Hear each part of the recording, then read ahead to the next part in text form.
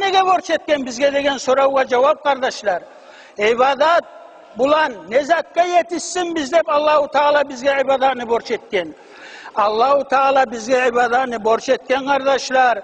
Şu ibadat bulan Allah'ın ulluluğun, özümüzni, zayıflığımızını, özümüzni, eksikliğimizni, Allah'tan kömek olmasa bir zat kadar hunerimiz yokunu bilsin, Allah'tan korksun da şu seyalı görsetken.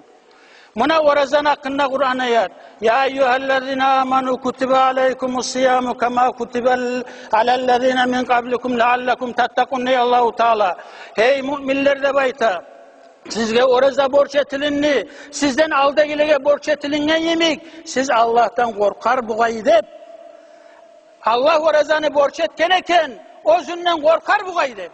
Şolay kalgan ibadatlarda, kılagan namazımızda, baragan hacımızda, ne ibadatımız varmısa, şu bari da şu ibadat bizim elme tarık, şu ibadatını biz tüzetemizsak, Allah için etemizsak, Allah'tan korkmakka elme tarık kardeşler.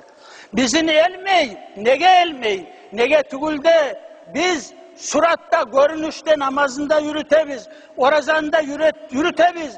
Hakikaten şu namazın içinde de Allah'a bakıp, قَدْ أَفْلَحَ الْمُؤْمِنُونَ اَلَّذ۪ينَ هُمْ ف۪ي صَلَاتِهِمْ خَاشِعُونَ ey Allahu Teala. Müminler talaylıdır. Olay müminler namazın içinde Allah'tan özleni, Allah'ın aldığında özleni tömen tutkallar değil. Şolay namaz kılıp bacarabız mı?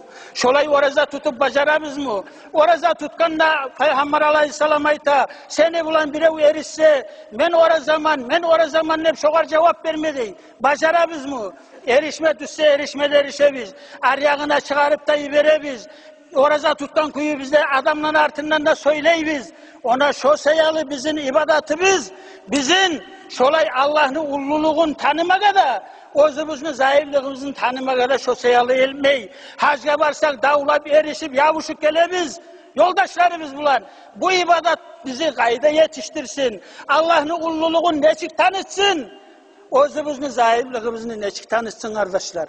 Ve ama biz bilmesek de, biz tanımasak da, ibadattan şu ibadatın gayatı, muratka yetişip bacarmasak da, Allah'a yuğuk ulu adamlar neçede tanıgan, neçede yetişken, şu ibadat bulan, Allah'ın ulluluğunu da bilip, Allah'tan bek korkmada korkup, özlerinin zayıflığında neçede tanıgan.